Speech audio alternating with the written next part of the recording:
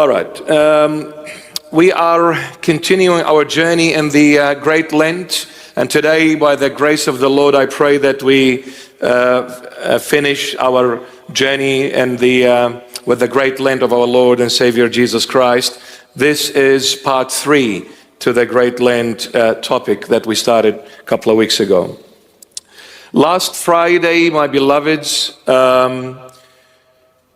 we spoke about the temptation the Lord Jesus went through, and we said there were 3 of them.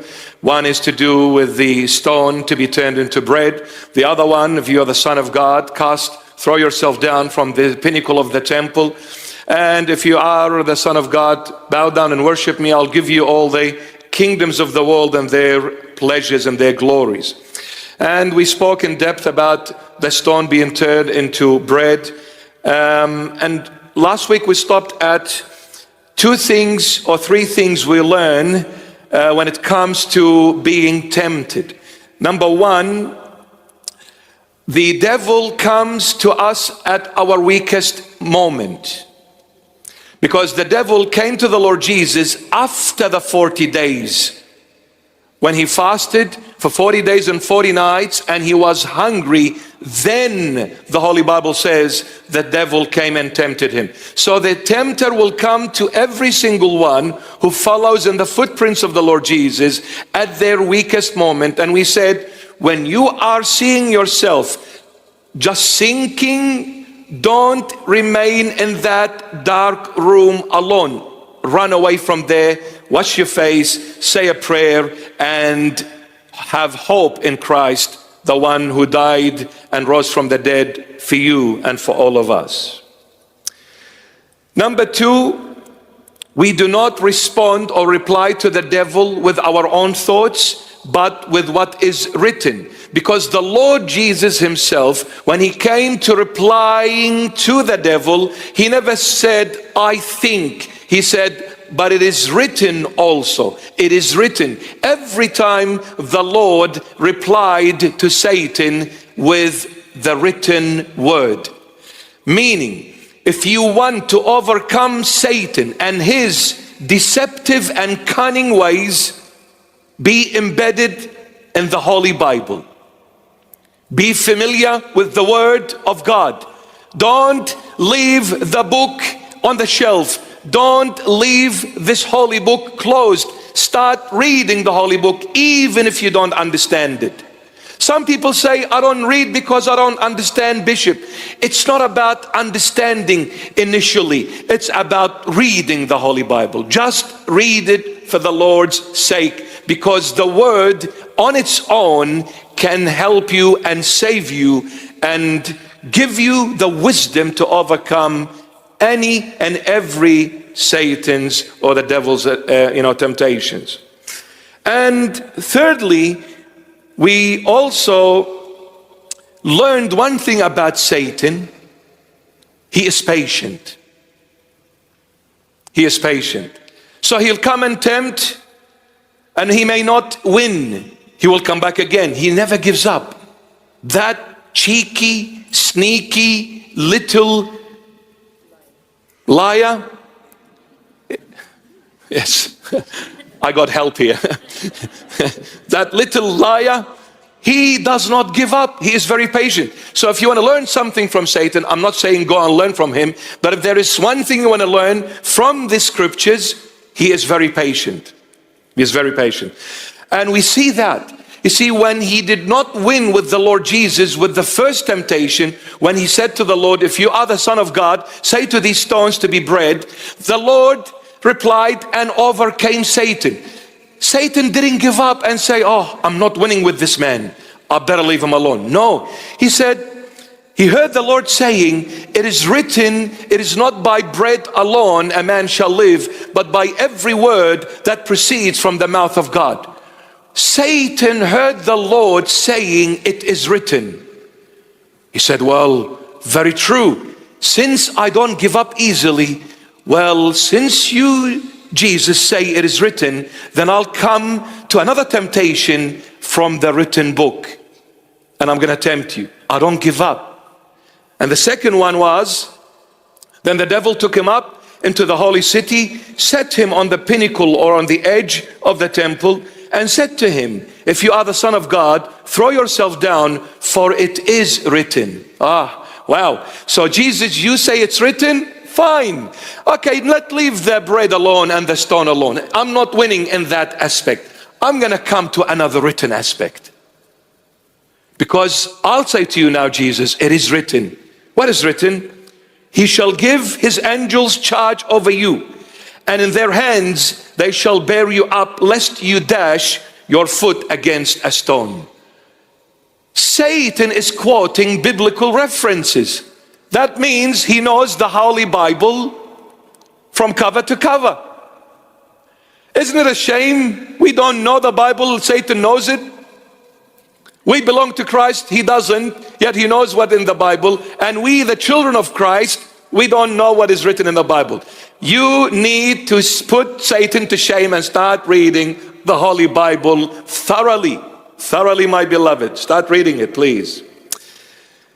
But one thing with Satan, he will never give up on his deceptive and lying way of thinking and talking. He'll never give up on that. You see, Satan quoted, he shall give his angels charge over you, and in their hands they shall bear you up, lest you dash your foot against a stone. Where did Satan get this from? Psalm 91. Wow.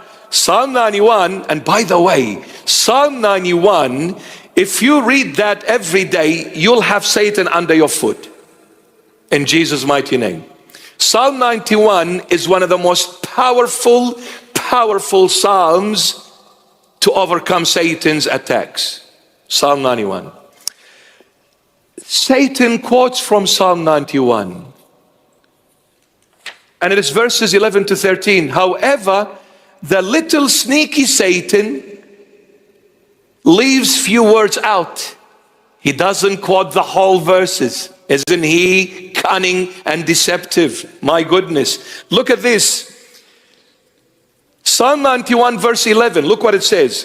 For he shall give his angels charge over you. Satan quotes half the verse, and he leaves the other half alone. Why? Because the other half is against him. What a sneaky little bugger. If you are not familiar with the Holy Bible, Satan can play with your head even through the Holy Bible. And isn't Satan doing that with some people calling themselves Christians, but they are not teaching the truth? Satan has entered and falsified the truth. Amazing, amazing how sneaky he is. For he shall give his angels charge over you. Half the truth. What is the other half of the truth, Satan? Which you kept silent. To keep you in all your ways. So the Lord will keep Jesus in all his ways. If Satan had quoted the entire verse, that meant Satan would have lost straight away, because the Lord keeps Jesus in all his ways. Meaning he protects Jesus in all his ways. But Satan didn't say that because it's against him. And then, in their hands they shall bear you up, lest you dash your foot against a stone. That's quoted, but not the whole truth. What is the whole truth? Continue. This is about Jesus Christ when he comes. What will he do? You shall tread upon the lion and the cobra. Who is the lion and the cobra? Satan. You shall tread. When Jesus comes, he will step on the lion and on the cobra, on Satan. And what else? The young lion and the serpent you shall trample underfoot. Satan didn't quote that because it's all against him. Wow. The Lord shall give his angels over you. The Lord shall give, what is it? Shall give his angels charge over you. Shall give his angels charge over you if others throw you down, not you throw yourself down. See?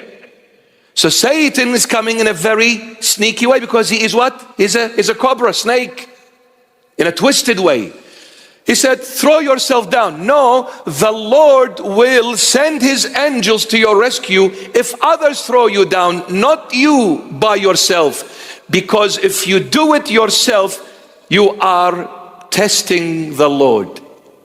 And this is why the Lord Jesus replied and said, it is written again, you shall not tempt the Lord your God. Satan, I know your sneaky ways. Throw yourself down. No, no, no. The Lord will only come to my rescue if others come and hurt me. But for me to hurt myself by myself, then I am putting the Lord to the test. Don't ever tempt the Lord. See how sneaky he is. Third temptation. Again, the devil took him up on an exceedingly high mountain and showed him all the kingdoms of the world and their glory. And he said to him, all these things I will give you if you will fall down and worship me. Then Jesus said to him, away with you, Satan, for it is written, you shall worship the Lord your God, and him only you shall serve. But do you notice one thing here? Maybe not. When Satan said, I'll give you the kingdoms of the world and all their glories if you bow down and worship me, the Lord, before quoting the biblical reference, before quoting it, he says to Satan, away with you, Satan, go away. Then the Lord quotes, you shall worship the Lord your God, and him only you shall serve. Why? If the Lord had quoted the verse without saying to Satan, away with you, prior to it, he would have brought back Satan to worshiping God. He said, go away now, because this verse is not for you, it's for my children. The day you challenged me in heaven, you lost that position. You can never come back to worshiping me again. So be gone, Satan. Now it is written, you shall worship the Lord your God, and him only you shall serve. Worshiping and serving God is no longer for Satan. It is no longer available. It is only available to mankind. And this is why Satan is attacking mankind. He is saying, since I will never be able to go back and worship God again, I will do my absolute best to make sure no human being worships the true divine God again. The way I lost, I want them to lose that privilege and that blessing. That's why Satan attacks you, because he wants to get to one point, take you away from God.